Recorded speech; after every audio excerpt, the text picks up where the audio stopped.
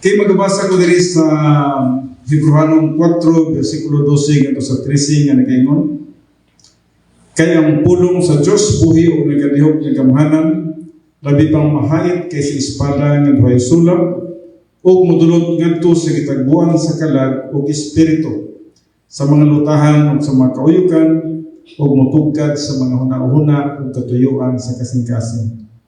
Ug sa pananaw sa Dios walay binuhat nga natago, hinunuwa ang tanang butang, binuksan o gayag sa mga mata niya, kang kinsa magkahatag raon nga kitag husay. Ako ngayon ang tanang sa pagtindog, mag-ampulan. Ang mga namong ng Diyos, niningatak na sa kabuntagon, kami magadoon o sa tiyak na sa imong balaan ng prosensya. Magapaubos kami diya sa imong katuyuan sa mga kinabuhi, diya sa pagtuon sa imong pulong. We know, Heavenly Father, without you we can do nothing. Wala kami makatunan sa imong pulong, pinagi sa tawhanon nga abilidad, tawhanon nga kaalam, tawhanon nga IQ. But we need the supernatural power of the Holy Spirit aron, Father God, nga imong pulong among masabtan, among pagatuuhan, mag-metabolize, ug magpuyo sa right lobe of the soul. Nga mahimong adunay kagamitan sa mga daw-adlaw nga pagkinabuhi. O balik kami karon sa among pagtuon sa imong pulong, especially sa Bible Prophecy. Salamat, Father God, sa teaching ministry of God, the Holy Spirit. Kini ang ginatugyan, ginapasalamatan nga madawat, pinagi lamang sa pangalan ni Kristo Jesus. Amen. Okay, mga lingkod ng tanan. Yes, naputol kita o duha ka domingo sa atong pagtuon sa Bible Prophecy tungod kay adto na kitay speaker atong milabay nga domingo pa yun, because and then sa last Sunday adto na kitay anniversary sa ula. Busa naputol na to ang atong Bible Prophecy. Apan nasayod ako nga dili ninyo makalimtan dito, asa kita itong libro sa book ni nata sa libro ni Daniel, no? Nakita sa libro ni Daniel. Dali sa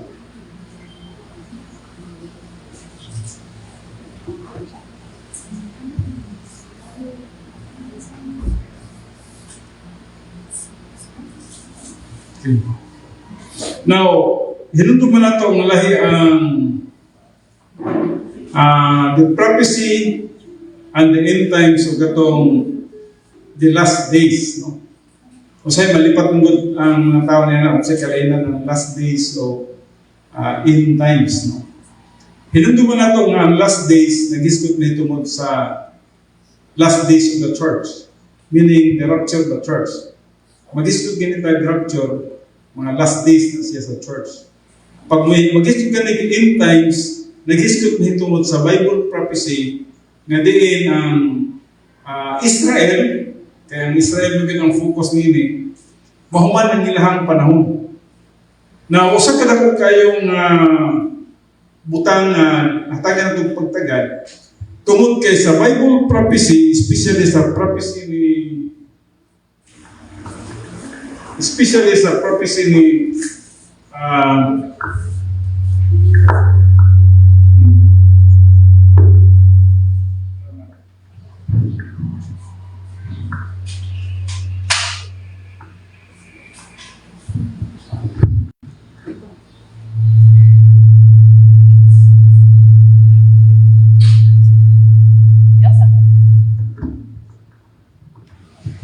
sa Bible Prophecy ni Daniel, kung tanaw na to ang timeline sa Gentiles, Israel, churches, Israel, and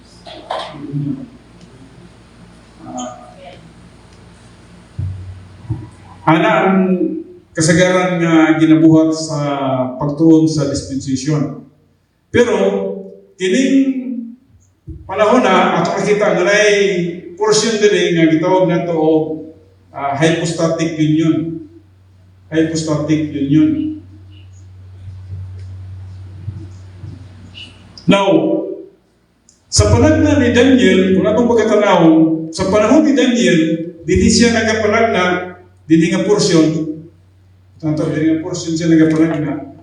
Nagapanagna siya sa 5 ka kingdom. 5 kingdoms ang iyang gipanagna. In which atong gitunan sa milabay, no? So, ang muna, Chaldean Empire or Babylonian Empire.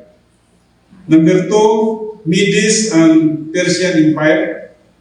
Ganun gitawag na sa Medes and Persian Empire. Tungkol kay ganun ho kanasod ka ng Medes o ng Persian, mga pariinti na sila. No? Pero kining Medes, napili siya sa Persia. Kung nagkahiusa silang duha, so munang nahimo silang usa ka empire na po, biyabot paghuman sa kang haring Nebuchadnezzar. And then after sa Persian Empire, muna itong panahon ni Alexander. Gitawag to siya o Grecian Empire, ikatulong kingdom. And then, ang ikaw pa muna itong Roman Empire. So dito muna na po ito sa Roman Empire, no? Now, matingan na kita, kung mato ta sa history, wala nagahisgot si Daniel nito din. Wala na siya. Nga nung motos ko gamitin mo siya.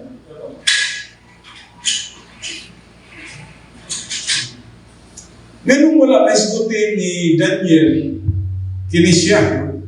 Actually, dito mag-focus ka ron. Ganun nga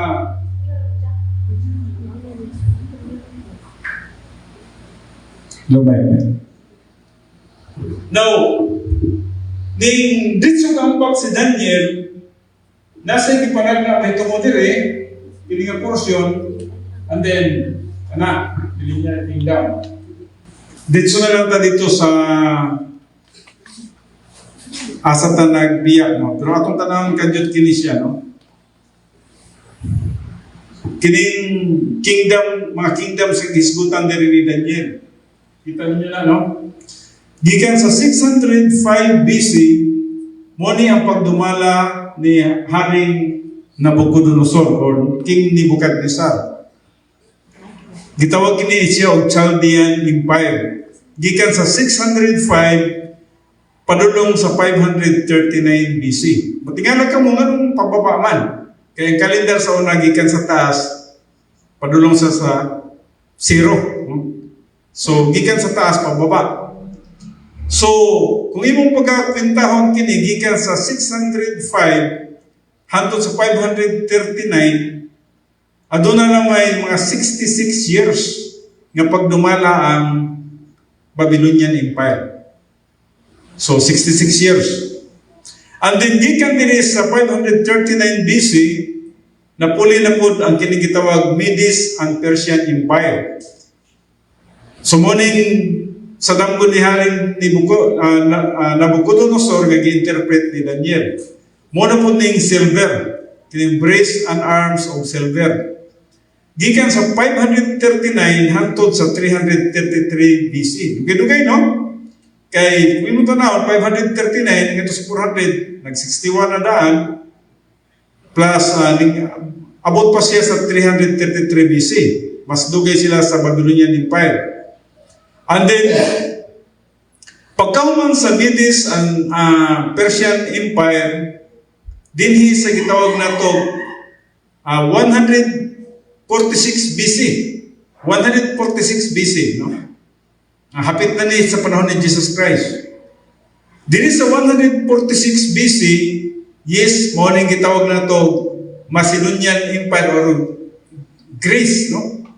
Greco-Macedonian Empire. Muna ni pagdumala ni Alexander the Great, no? Morning ikatulo ka kingdom.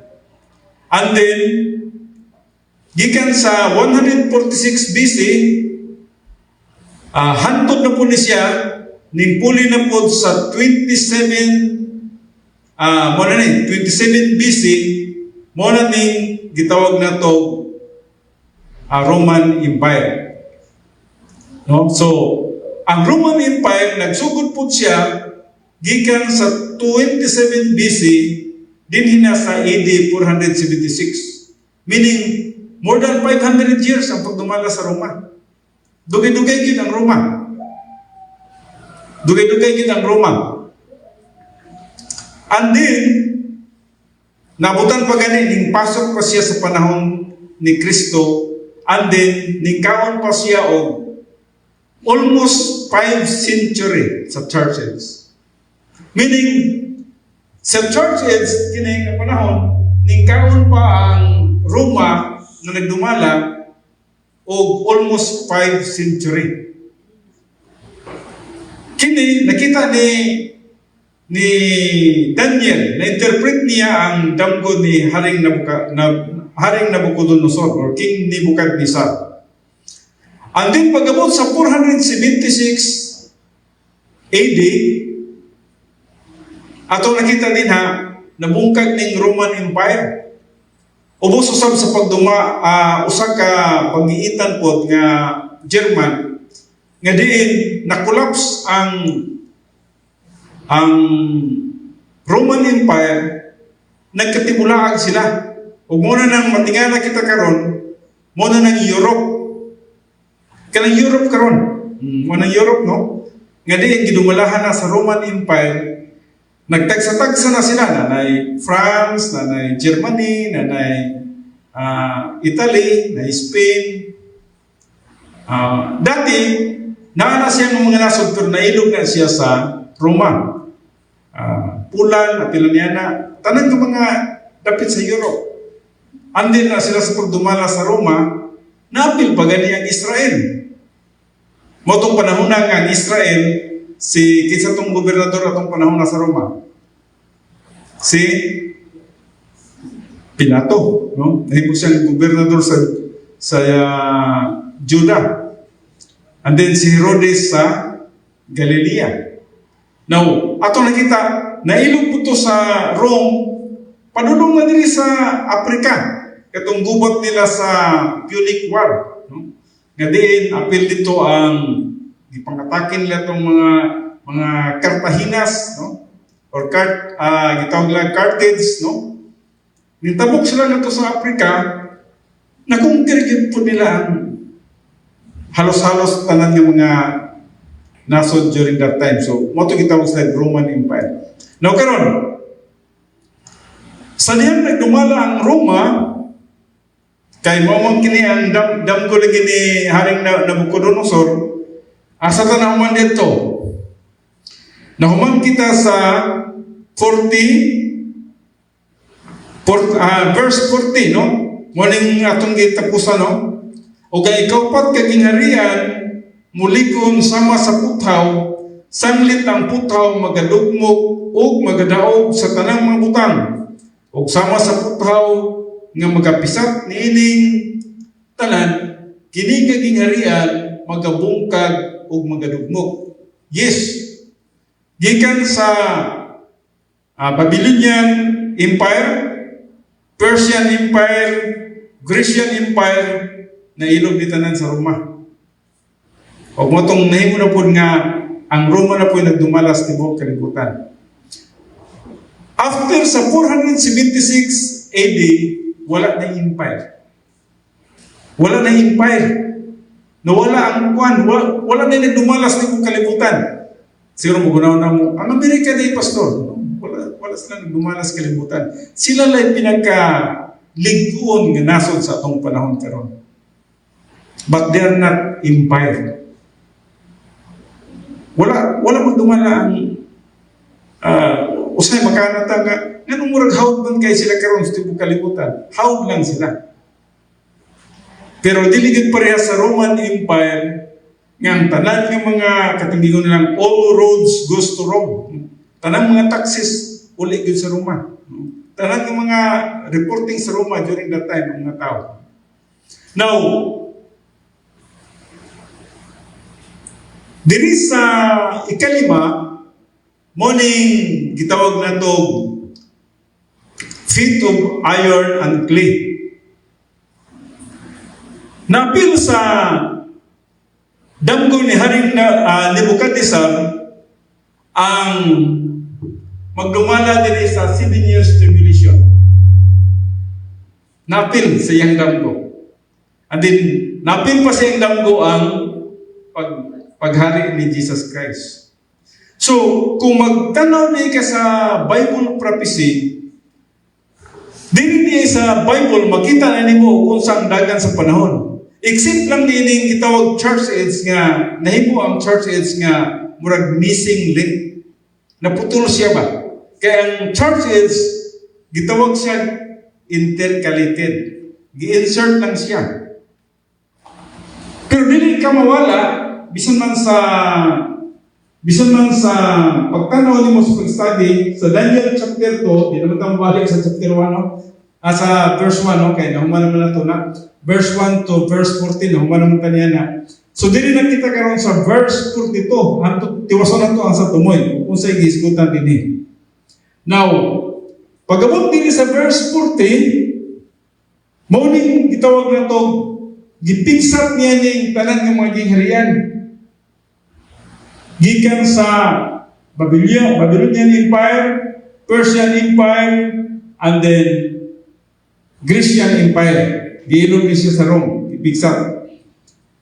Verse 41, og sanglit imong nakita ang mga tiil o mga tudlo sa tiil nga may bahin nga yutang kulonon sa matag kukulon ug may bahin nga puthaw kini mahimo nga gingharian nga binahin-bahin apan anaa niana ang kalikon sa puthaw. Sanglit sa imong nakita ang puthaw gisakot sa yanang sa yutang kulonon. Now, paminaw, upat kaming harian ang hitabo diri, ningkaon sila gamay ningkaon sila og almost 5 centuries of church age. Now, ayaw kanibog niya na mingon mo nga, Pastor, dili ba wala may gitawag na to panghitabo o prophecy sa church age? Tinuod ka na. Pero nag-overlap ang ilahang kingdom, no? Kasi milapas sila. Ang church age nag-start sa 30 AD. Sa 30 AD, under po sila sa Roman Empire. Under po sila sa Roman Empire. Midagan pa og more than 4 centuries nga nahuman ang empire sa gitawag na to Roma. Now, pagkahuman niya na, pagkaputol niya na, nawala na, wala naging kasaysayan sa Biblia o kinsay empire sa timbok ng kalibutan. Na yung mga emperor, pero wala silang empire sa timbok kalibutan. No? Hantod karon sa itong panahon. Now, karon din kita sa umalapot nga last nga gitawag empire sa palagna ni Daniel. Kining feet of iron and clay. Now, just remember nga, upat yun ha, number 1, number 2, number 3, hanggang sa number 4, nahumana na siya ha. Humana na siya ng mga kingdom. Ang atong ginapangita karon, ang kining feet of iron and clay. Feet of iron and clay. Muna atong ginapangita karon. Sige, atong adto tanin ha, no?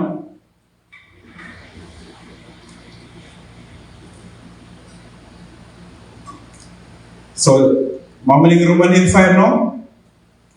Then there will be a fourth kingdom as strong as iron, inasmuch as iron crushes and shatters all things. So like iron that breaks in pieces, it will crush and break all this in pieces. Sa Daniel 2:40. Kung yun, mas ligon ang iron kaysa gold, silver, and bronze, no? Mas likon siya, no? Ihadyong destroy ang tulog ka mga metals. Pero katong tulog ka mga metals, nag-iskot sila sa mga kings o kingdoms during that time. Sumutong paghari sa gitawag na to o Roma. Then, as time passed, Rome reached out to conquer parts of northern and southern Italy. Nailog nila itong northern southern Italy. She took her place with Carthage in the west. while Syria, Egypt, and Macedonia were powers in the east. This was the division represented by the links of iron in verse 33. So muna nilang ipangilog. The belly, katong sa Dynasty, ang ties o bronze had been supplanted. Nangaigot sila, nawala sila. So the struggle for supremacy began. Countering Carthaginians' aggression, Rome seized Sicily and Spain in the Punic Wars. Ilog nila na. Kantalan sa Europe karon. The next game, Macedonia, katong kang Alexander, ilog po niya. As war followed war, the empire took shape. This inexorable expansion included Syria, North Africa, ilog nila, Asia Minor, o itong mga Macedonian, Gaul, kining Gaul, morning France karon, or parts sa Germany or London, and Egypt. The Mediterranean became a Roman lake. So, imagine that, kining Mediterranean Sea, dako kayo ng dagat, no? Nahimo na nga ilang lake. Diyan ko na sa Roma nga, sila itagiyana, kanang dasmag-dasmagan bitaw sa mga dagkong kayo ng mga fleet sa American, nga muatos lang, kigubat sila sa Middle East, kanang dagat diha. Diyan ko na siya sa Roma. No? So, the Mediterranean became a Roman lake for more than 5 centuries. Rome ruled the world over many generations. Believers lost interest in Bible doctrine. So, dili nagsugod ang kapildihan sa Rome, sadya naghinay-hinay sila o pagkawala sa ilang interest sa pagtuon sa Bible doctrine. During that time, ang Bible doctrine nasa Rome. Ngayon mo ganit silang client nation. No? So, dinhan, panghimo ang Biblia sa Rome by that time. Especially during the time of Constantine. No? Siya gito ang nagpa-print sa mga Bibles nga gi-translate nila sa King James Version. Now, nahimong client nation ang Rome. Pero sa diyan na ginahinay sila nga pagka walay interest sa pulong sa Diyos, hinahinay po sila decline. So discipline from God followed in the form of barbarian uprisings. Finally, in AD 476, muna ni, sa 476, the German chieftain, kinigitawag si Odovacar, conquered the last of the Roman emperors. And the legs of iron disintegrated. Muna itong nagkabungkag-bungkag sila. Gikan sa ilang pag-control sa kalibutan, nabungkag na sila. Hantod karon, wa na gi-control ang Rome. So out of the rubble of the great Roman Empire, eventually emerged modern Europe. So muna ng Europe karon, no? Now, dinita sa the great parenthesis. Old Testament scriptures record many details concerning the empires depicted in the statue. However, some of the passages about the empire seem confusing, even contradictory, since they cannot be tied to any known historical event. Mo bito nang ato nang sulat din ang dispensation, no? So, but God is not a God of confusion. In 1 Corinthians 14:33, there must be a connection. These events are in the future, and the key to understanding them is dispensation. So, mo nang atong ginasulat na, no? Na age of Gentiles, age of Israel, na hypostatic union, then church age. Now, karon, ang damgo ni Nebuchadnezzar, naghistot pa nga napag-iyong malabot nga kingdom. Kining sa tribulation. Kung yun mo pumayo, kay may interest yun mo, kung masabtan niyo siya. Kining sa tribulational kingdom, ang iyong giskutan din mag-mix ang iron o clay. Di ba ang upat ka kingdom, iron lang, itong bakal? Pero din sa ikalimang kingdom, mag-mix ang iron and clay. sa inyong una-una, magkakuan ba sila, magpilit ba yun ang yuta o ang bakal? Magkahimo ba sila na magpilit sila? Magungkag yun na sila. Now, akong i-explain sa unahan. And then, napil sa, yes, partly, napil po sa millennium sa dangdo ni Haring Nabucodonosor, nag-interpret ni Daniel. Now, then the Old Testament contains prophecy with regard to the birth, death, resurrection, and ascension of Jesus Christ, the Messiah. Sa Psalm 110 verse 1, record his session at the right hand of God, the Father. But what occurs after his session is not recorded in the Old Testament. So there is silence. Gitawag a parenthesis of time. So, sa diyan si Jesus Christ, naglingkod na sa doong dapit sa Amahan, muna ng panahon na diin, wala na tayo makita na record niya na. Silence siya. O gitawag na ito na sa a parenthesis of time. So, no passage in the Old Testament reveals the church age when Old Testament prophecy speaks of coming events chronologically. Any mention of the church age is omitted. So, doon ningkaon ang panagna ni Daniel of 5 centuries sa gitawag na to church age, kaya niabot man yun ang 476 AD ang pagdumala sa Rome. After niya na, wala na kasaysayan. So then, the prophecy resumes with information concerning events in the future dispensations of the tribulation and millennium. So, ningambak na, gikan dire, 476, hilong na kayo ni siya, diri na nipasok na po ang panagna ni Daniel. So, muna itong atuan karon. So, between verse 40 and 41 of Daniel, chapter 2, we have such a parenthesis. The church age was scheduled as part of the plan of God, but remain a mystery to the Old Testament saints. Adunay porsyon sa church age nga nahimong mystery ngadto sa mga Old Testament saints. So other examples of this are found in Psalms 22 to 23, Daniel 7, 23 to 24, Daniel 9, 26, no?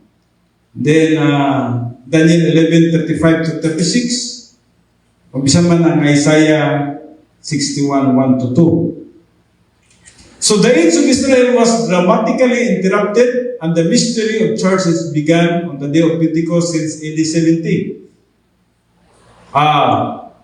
I think churches began on the day of Pentecost.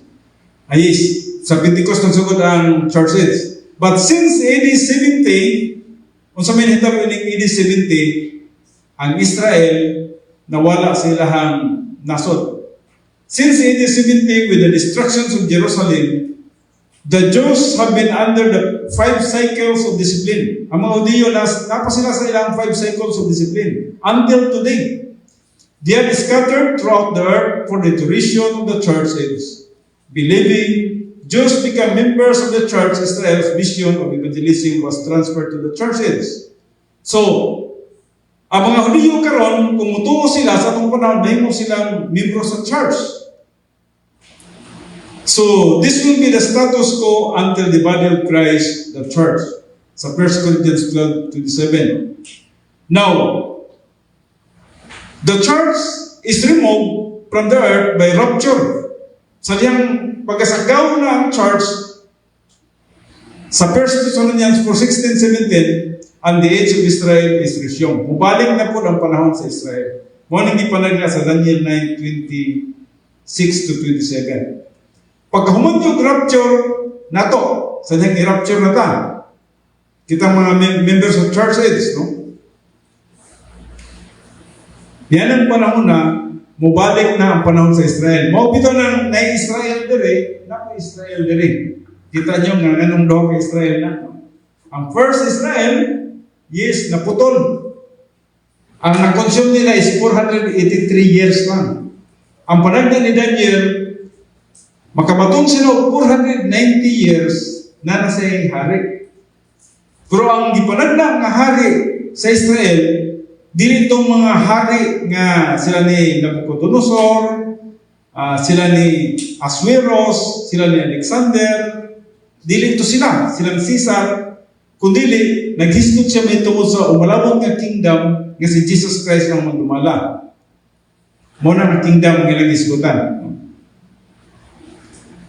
So, dili ta karon focus sa the revived Roman Empire.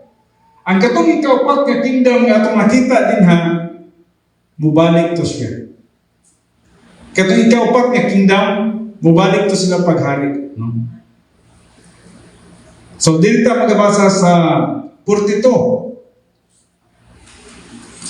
Atong tanawin din kini, no? 41. Og sanglit nimong nakita ang mga tiil o mga tudlo sa tiil nga may bahin nga yutang kulunon sa magkukulon ug may bahin nga puthaw kini mahimo nga gingharian nga binahin-bahin apan anaa niya na ang kalikon sa puthaw sanglit sa imong nakita ang puthaw gisakop sa yanang sa yuta nga kulunon o gingon nga ang usa ka bahin sa mga tudlo sa tiil puthaw man ug ang usa ka bahin mao yutang kulunon mao nga sa gingharian maliko ng usa ka bahin o kabok ang laing bahin. Now ato ning hatagad pagtagad nganong naghisgot siya sa kingdom nagjuwin ang duha ka pwersa ug hisgutan niya nga ang isa ligon ug ang usa weak luya no. Mo ni mitabo dire no. So in that you saw the feet and toes, no? Partly of potter's clay and partly of iron. It will be a divided kingdom. So, gitawag siya divided kingdom. But it will have in it the toughness of iron in as much as you saw the iron mixed with common clay. So, sa 41. Ano siya, no? And then, verse 42. And as the toes of the feet were partly of iron and partly of pottery, so some of the kingdom will be strong and part of it will be greater in Daniel 2:42. Now, kinahanglan masabdan nato ni siya kay i-relate nato sa atong kahimtang karon. Ngano ka nga naining kunik sa iron? Ngano ka nga nay nakasagol nga kanang gitawag clay? Nakita niyo ang kahimtang nato karon sa actually ang pinaka-strong nation sa atong panahon karon mao man ang Amerika. Sila ang pinaka-strong nation. Pero ning pilit sila sa unsa man NATO. Kanang gitawag nato iron. Kaya ang NATO man gyud ang iron originally sila man gyud ang bakal. Ning kunik raman ng Amerika, wala pang Amerika na naman ang Rome. Na-establish naman sa kingdom. Now, gani na gayon. And in that you saw the iron mixed with common clay. So, they combine with one another in the same of men, but they will not adhere to one another, even as iron does not combine with pottery. Dili gina sila magka-hiusa. Mubuak yun ang clay. Likod yun ang iron. Now, dire, sa verse 43,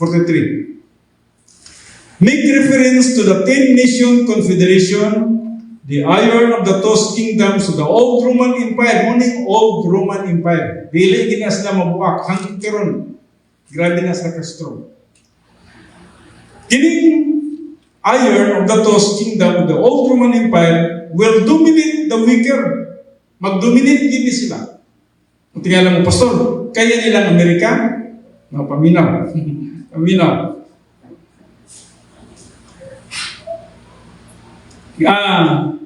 Clay of the toes, ang iyang iskutan din will dominate the weaker clay of the toes.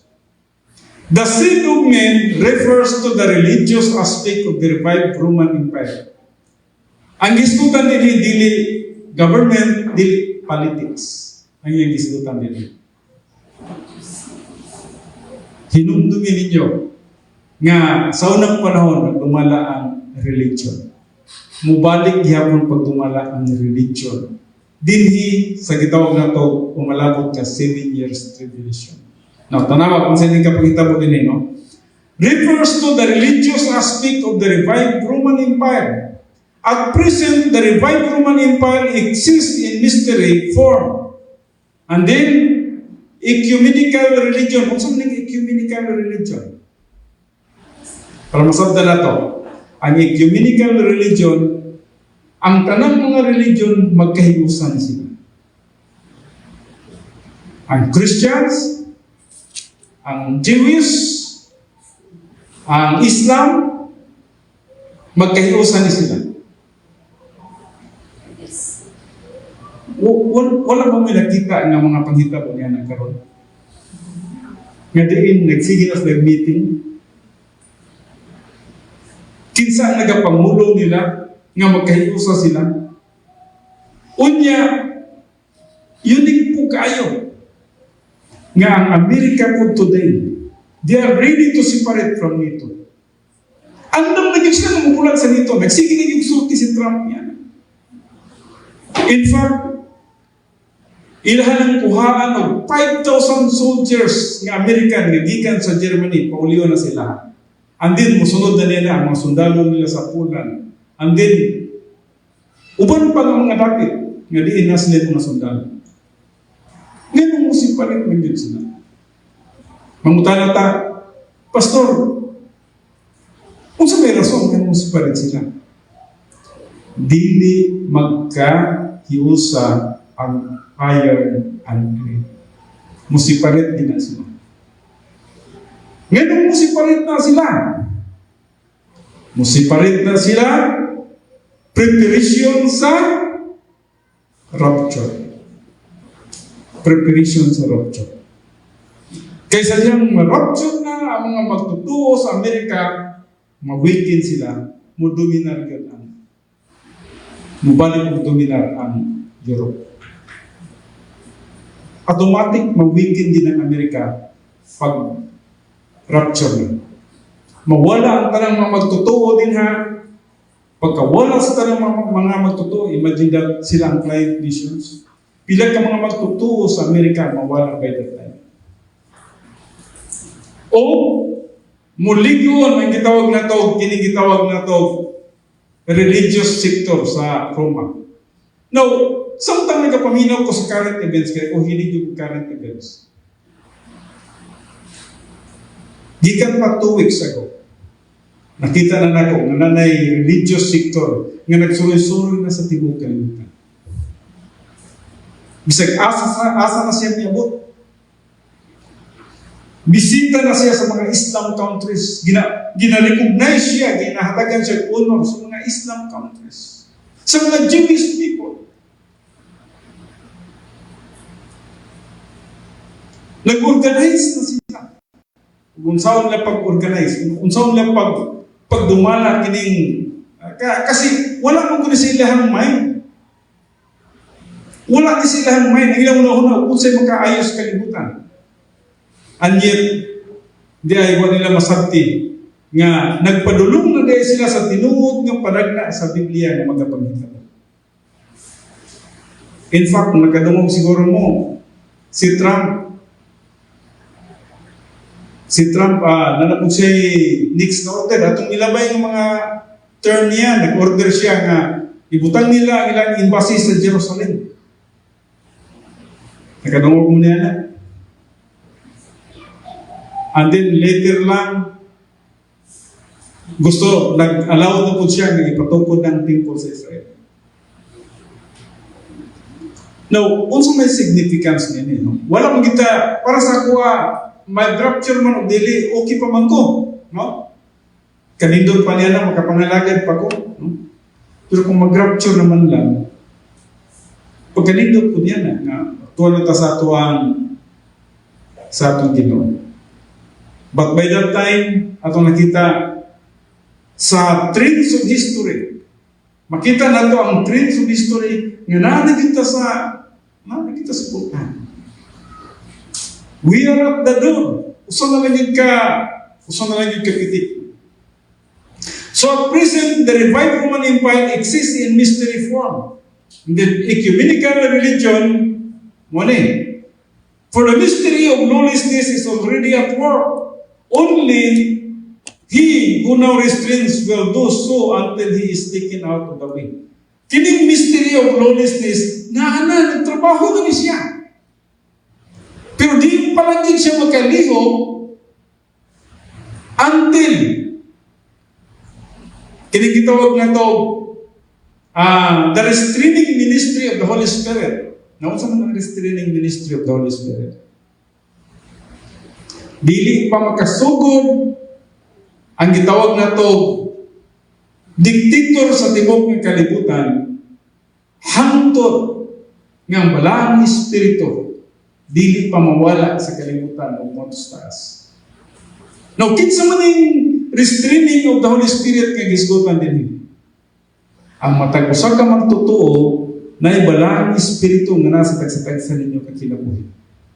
O hangtod nga ang tanang magtotoo, dili pa pagkasakwaton, dili pa dalon na to sa itaas, dili pa makasugod niyo.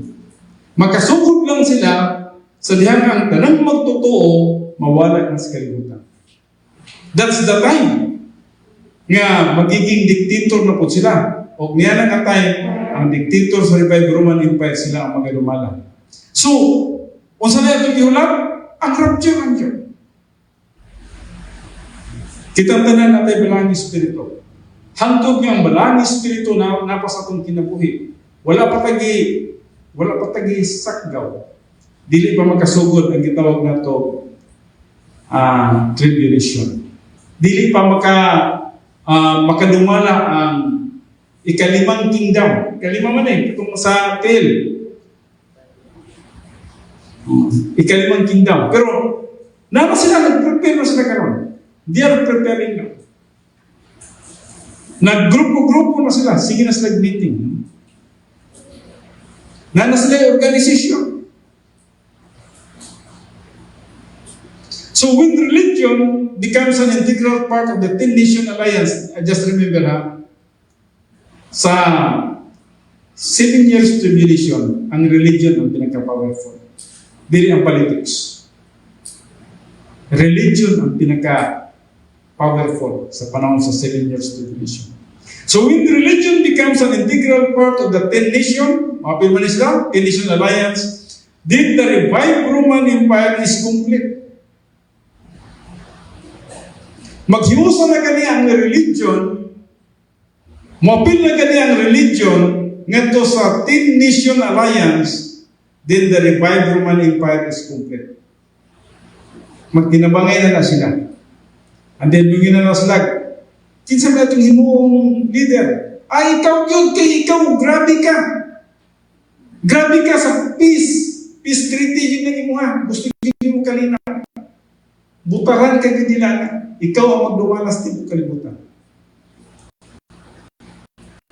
Mugawas ginana sila. Mugawas ginana mo sa katao niya na mahimong magdumala na po sa tibok kalibutan. To combine with one another, St. Ugmen depicts the fusion of religious and political entities. In Revelation 17 amplifies this affiliation. As like affiliation. Ano naman eh?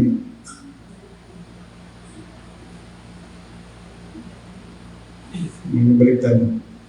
And one of the 7 angels who had the 7 bowls came and spoke with me, saying, "Come here, I will show you the judgment of the great harlot who sits on many waters." Sa Revelation 17:1. Now, kinsa man yung harlot who sits on many waters.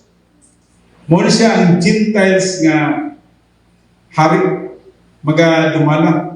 Ganun gitawag siya great harlot. Nabaluan mo kung sa'yo harlot? Prostitutes. Ganun gitawag siya prostitutes. Ha? Nakikhilawas siya. Nakighilawa siya ang iyang religion, ang religious niya ng mga grupo, nakighalo siya sa politics. So, gi-unite niya ang religion to politics. So, I will show you the judgment of the great harlot who sits on many waters. Kinsa man ning gilingkuran niya ang daghang mga tubig. Naghisgot sa mga Gentiles nations nga gihawakan niya. Kanata, Pastor, unsa mo gina nga religion? Now just remember that religion is Satan's enemy's face. Mao man iyang pamagigil. Mo na alas ni Satanas. And by that time, mag-unite ni sila o adunay isa ka pinaka-strong na religion sa tibok kalibutan.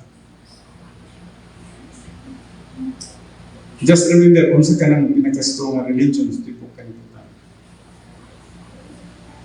So the great harlot represents satanic sponsored religion, which is in mystery form today.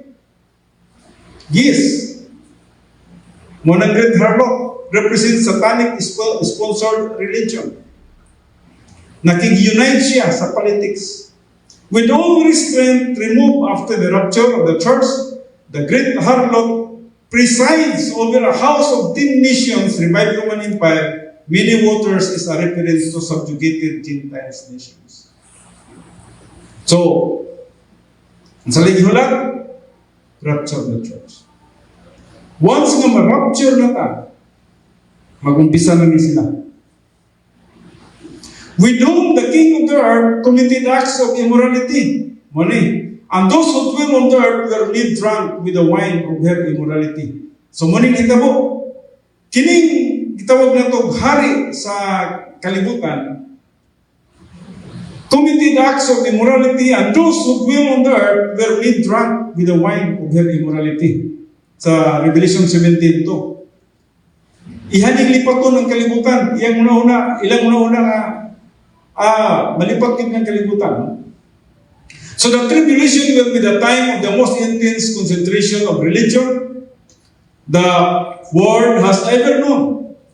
Ecumenical religion will accelerate its thrust under Satan's powerful influence. Gigamit sila ni Satanas. Ang religion mo ay gamitin ni Satanas sa malabot ng mga adlaw. Sa Revelation 17:10. Rome will be the headquarters for worldwide immorality, worldwide religious activity. May mong center ang Rome by that time. And in the days of those kings, the God of heaven will set up a kingdom which will never be destroyed, and that kingdom will not be left for another people. It will crush and put an end to all these kingdoms, but it will itself endure forever. Now, kining verse 44, nagisgutan sa Daniel, nagisgutan po siya sa ikaunong nga kingdom. O saan mo po ikaunong nga kingdom? Christ kingdom, millennial kingdom. Nga din, mura daw siya, ang iyang power gano, nga yatak-yatakan ang first, second, third, fourth, fifth kingdom. Gikan sa Persian kingdom, gikan sa Babylonian kingdom, Persian kingdom, Grecian kingdom, Roman kingdom, Revived Roman Empire kingdom, kining lima agap ni. And then lingkuran ni Jesus Christ ang ikaunong kingdom nga diin wala na katapusan ng paghari. Muna ng Christ kingdom. Muna gisgutan sa verse 44. Inasmuch as you saw that a stone was cut out of the mountain. Ang bato daw was cut out of the mountain. Now sa Bisaya, kung pagbasahan ganyan, 45. Sangin ingon sa imong nakita, nga gikan sa usa ka bukid, gisapsap nga walay kamot ang usa ka bato. Gisapsap daw nga walay kamot ang usa ka bato. O nga kini nakadugmok sa putaw. Nakadugmok sa putaw.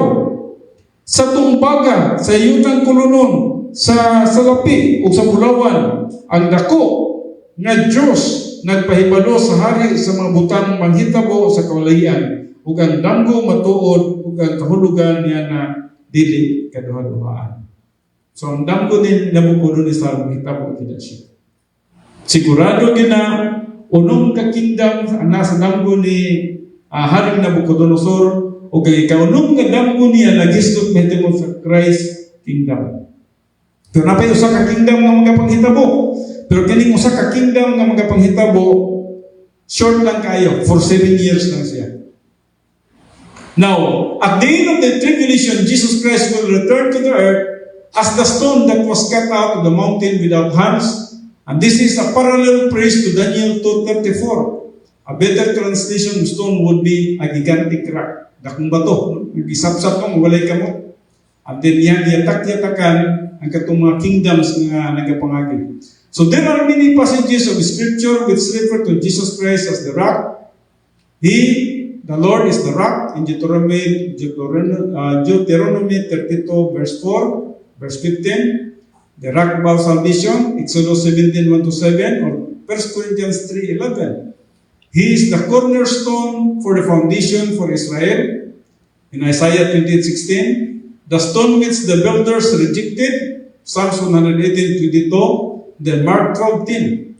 Then everlasting rock in Isaiah 26:4 is literally the rock of ages. And then Christ is the stone with 7 eyes, the perfect rock. Therefore, God, Zechariah 3:9, and a destroying stone at the second advent. No? So Daniel 2:35-45. And then in Matthew 16:18, Christ is the foundation of the rock. So naghisgot metungod sa rock. Naghisgot metungod kay Jesus Christ nga ihang pagayatak-yatakan katong mga kingdom. Meaning, tanggalon niya itong mga kingdom. Wala na kingdom. Jesus Christ will reign forever. And I also say to you that our Peter, Petros, hindi siya, and literally upon this rock, Petra, a gigantic rock, that is Jesus Christ, I will build my church, and the gates of Hades shall not empower it. Matthew 16. Now at the second advent, Jesus Christ will personally shatter and destroy the revived Roman Empire, just as He will crush and put an end to the previous empires, pictured by the image. So niyan ang panahon na sa second advent, tanggal ginata ng mga kingdom, apil na ang revived Roman Empire. In fact, na Armageddon campaign nga magapanghitabo at the end of the tribulation, and by that time na gitawag na itong Operation Footstool. The removal and the judgment of all unbelievers from the earth by the baptism of fire, Matthew 10:11, 24:36-44, and Luke 3:16. And set the scene for the millennium, which will begin with believers only.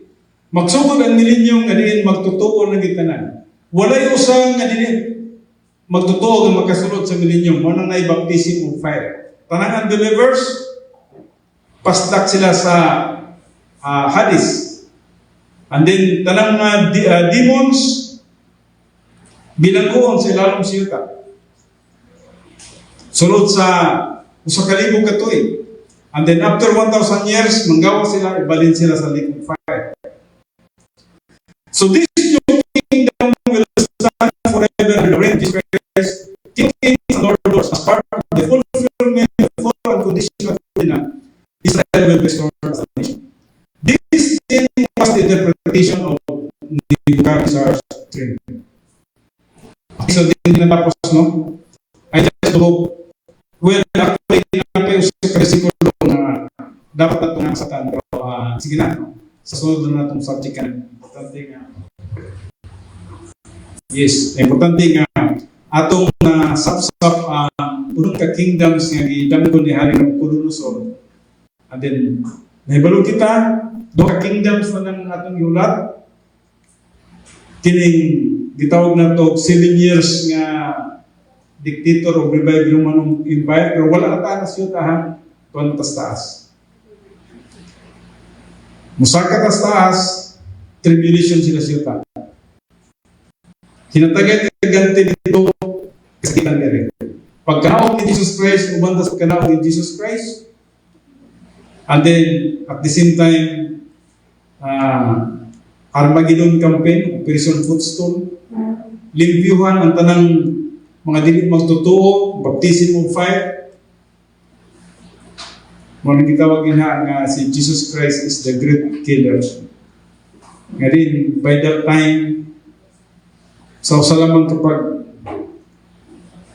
by the word of his mouth, pinagi lamang sa pulong sa iyang baba. Mga wala at anong mga dili magtotoo. Sulod sila nito sa Hades, ang mga demons, bilanggo sila nito sa bottomless pit, Tartarus, and then ang mga believers, gikan sa 7 years tribulation, sulod sila sa millennium. Pag sulod na sa millennium, mao ka nang gitawag adunay kasal ng mga panghitabo. Ang kinsa gani ang bride? No, kinsa ang bride? Church. And then kinsa ang groom?